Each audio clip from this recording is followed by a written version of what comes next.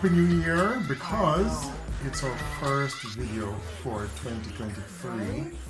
We have been doing a lot of other things, and if you've seen, I've started a new live stream show called The Green Lane. Tasha has been doing a lot of illustrating. We've been doing a lot of redesigning of the books and trying to do a lot of promotions, and she's been doing a lot of work with reaching out to different persons to kind of get us some traction with our children's books. So we've been doing a lot. Just Genius Kids.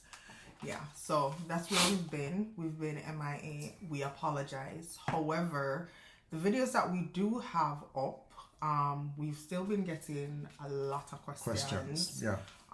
Which we appreciate. We're always more than willing to help, give information, share our own journey. Yeah. Talking about sharing our own journey, that's what we're going to be focusing on today. Just a snippet of our journey. But yeah, we've been working on other things. But for 2023, we hope and pray that we'll be able to be more consistent. That is our plan. That's our aim. Starting today, which is Sunday, when we're now recording this. We are hoping to upload new videos every Sunday. Every Sunday evening. Unless something happens. If we can't upload a video, then we'll do our best to upload a short. So if you don't see a full video, we'll upload a short to say probably what's going on. Yeah. Or just that, hey guys, sorry, no video today or something. And we'll be doing more than just telling you about how to prepare for Canada and what to expect, etc. We'll be talking about other things. Yes. Right? And sharing more, not too much, of our personal journey. Right? So, I mean, a lot of persons can learn from that as well. Before we jump into it, this is the revised edition of the book, Immigrating to Canada, Prepare for Change. Yes. I put together this book. The first version was published in 2019. Second version, 2020. But I've gone back to just refine the information. Even if I don't know if you've seen the chapter 8, which talks about job searching and giving a sample resume and stuff. So you can get this book. The ebook is on Amazon and the paperback as well. And it will give you a lot of information. A part of what we're going to talk about today is reading, taking the time to read. It's important that you take the time to read. Yeah. So we're going to just jump right into it. Yep. So guys, a little TMI here. I was homeless in Canada. Can you believe it? I wouldn't say homeless. I was homeless, babe. I was homeless. It's a strong word. I was homeless, guys. She didn't have her own place. All right, so let me put it into context for you. Yes. Telling you guys a little bit about our journey and why we often emphasize read. Pay attention to CIC and their updates, new information. So in 2020, we got separated. Yeah, we were separated. No, we weren't getting a divorce or anything like that. We were separated because the borders were closed. We had gone to Miami for spend time with family and to celebrate our anniversary. And I came back to Canada. And shortly after I came back, Babe was supposed to be following right thereafter. But he didn't come back with me because he was waiting to get back some documents. So I came back, had some interviews set up, which, yeah, that's a different story. Long and short of it, the borders were closed. Borders closed, which means I can't leave Canada. Babe cannot come into Canada. So we are separated, not working. Long story short, kept sending out resumes because of what was happening at the time with pandemic and all the lockdown, people being laid off, etc. Couldn't get a job in Ontario. I was in Ontario at the time. Decided to start sending out applications back in BC where we were originally living, and right immediately I started getting responses. So I decided to move back to BC. Came back to BC, feeling good. I'm like, all right, things looking up. It's still a pandemic. I finally got a job. Babe is going to come back and join me soon. This pandemic not gonna last much longer. The borders will be open and he will be able to return to Canada. Guys, that never happened. No, did not happen. Came back to BC, started working, excited and all of that. And then I was told I have to stop working because I needed to wait for, so a little backstory, I needed to renew my work permit at the time because it was running out. Because of what was going on with the pandemic, a lot of documents, immigration documents, they were going into immigration, but they were sitting, right? Because at that point, it wasn't priority. Based on what was going on, the authorities were trying to get Canadians to come back into the country who were stuck in different countries and a lot of other things that we don't even know about. But the long and short of it, my documents weren't being processed. So with that, I was told, you're pretty much reached the end of your current work permit. You can't work. You have to stop working until it comes back. No, I have no idea. Something that normally takes 2 weeks to 6 weeks was now going to take months. I had no idea what I was going to do. Babe was still in Miami. I was still here in BC. Now I have to stop working. How am I going to pay for my car note? How am I going to pay rent when, during the lockdown, we had literally depleted pretty much all our savings, paying rent and whatever. So me going back to work was like, yes, finally, breakthrough, right? No. It was what, babe? 3 months? If that long, after I started working, I was told I have to stop working. About 3 months, yeah. Yeah. So, call babe, of course, updating him, and my husband is always, checking CIC. Have to stop working. What are we going to do? Honestly, the human part of me, I started panicking. I am in BC by myself. I don't have any family members here. It was literally me and babe, and now it's just me. So I started panicking.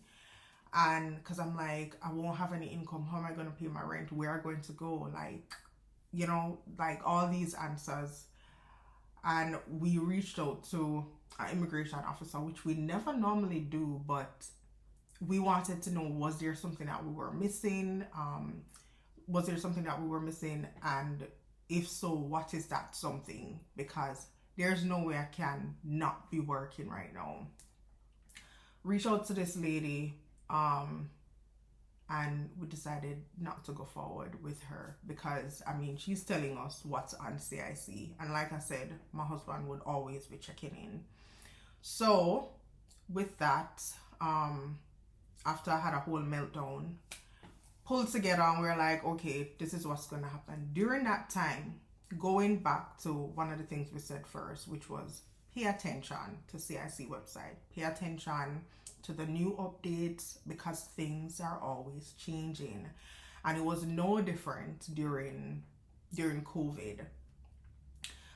There was a period prior to COVID when you could not change your status when you're in the country. You'd have to leave and come back. So if you come here as, say, a visitor and you wanted to switch your status to a worker, based on CIC websites at the time, you would have to leave the country and apply, right? They changed that so now you could change your status while in the country. So we're like, okay, fine. Right now, I'm waiting on CIC to come back with my papers so I can go back to work. In the meantime, based on what we read, we decided with the new update on CIC, we decided, okay, I'm going to switch to a visitor's visa. That way I will be in status, right? We sent that application in. That was the first step we took. That took forever. When we got back, the paperwork. I think they said something like 130 days. Yeah, because it was during COVID, so everything was taking 10 times the time to process. Yeah. So we're like, all right, this not gonna work. But anyway, done pay for it, done gone in with a wait, right? We kept reading. What else can we do? What else can we do? We decided to check in on the provincial nominee program because at this point I urgently need to get back to work. But you remember I'm telling you I'm homeless, so I'm gonna back up a little bit. So when we hear that I won't be working anymore, I know I had to give up my apartment.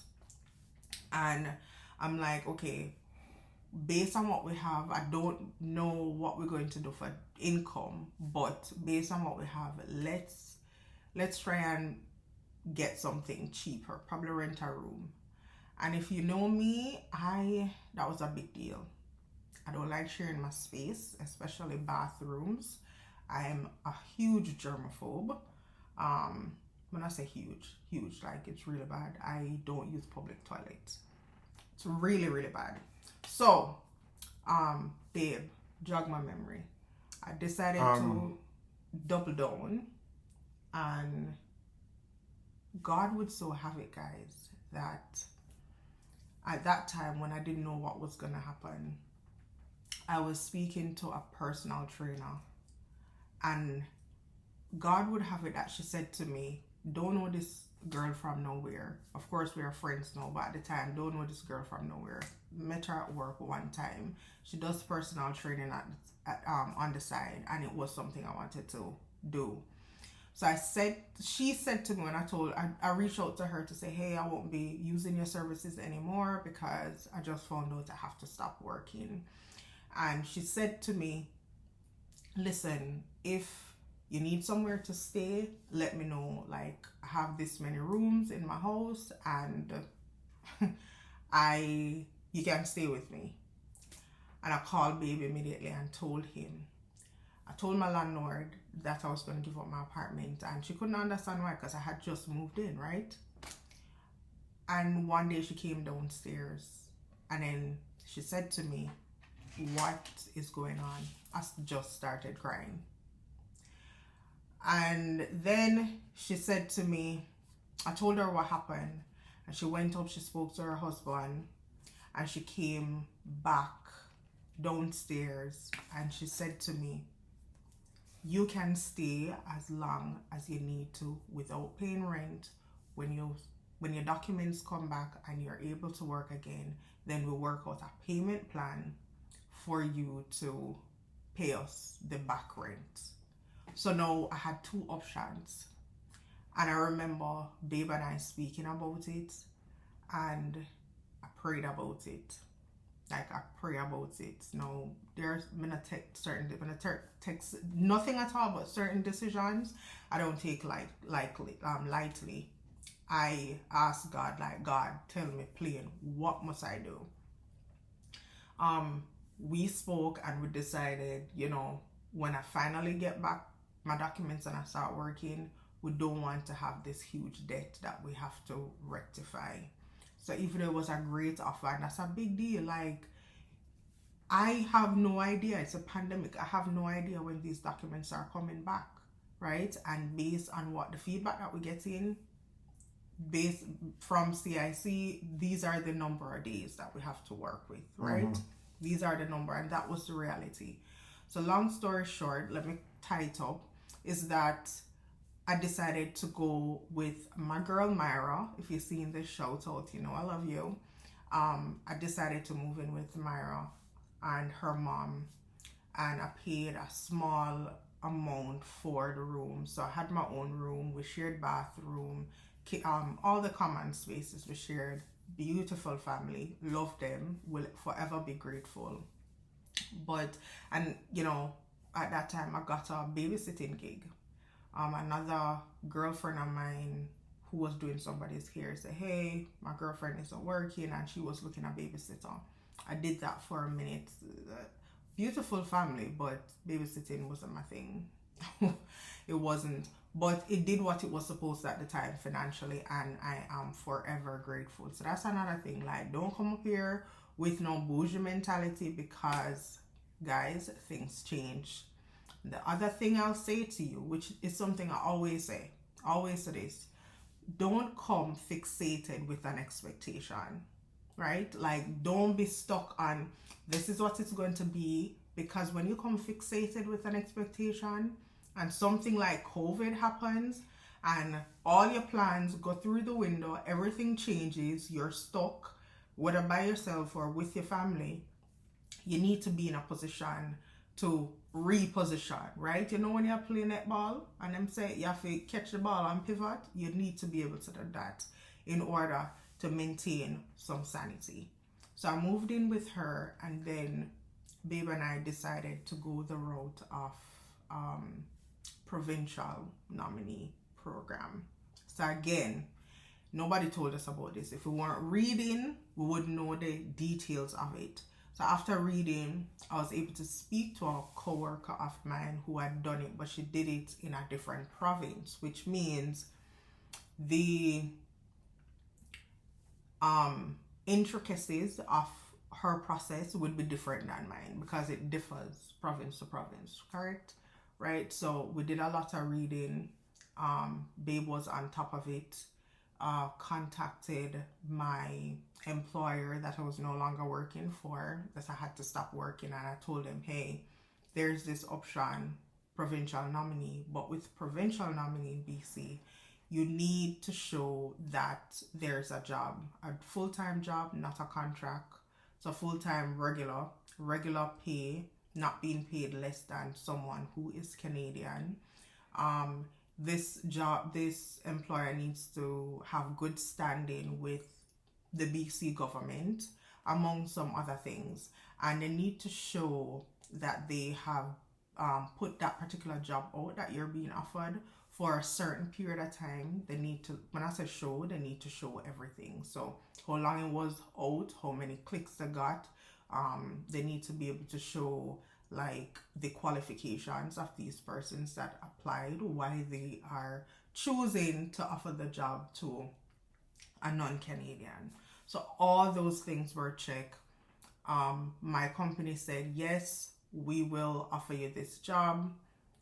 So I got all those documentations and sent those in for the provincial nominee program. And that was another long wait. So if we're backing up a little bit, babe, what's the timeline from when I was told I have to stop working to when I applied for the visitor's visa, then the provincial nominee program? About 13 months. That's a lot. And all this time, guys, we were still separated. Yeah, so before we end this video, I want to just highlight a few things Tash talked about. Networking. Notice, if you were listening carefully, she linked up other persons through someone she knew. When you move to a new country, when you move to Canada, don't stay by yourself. Don't say, whichever country you're from, whether it's an African country or a Caribbean country or European country, get to know people.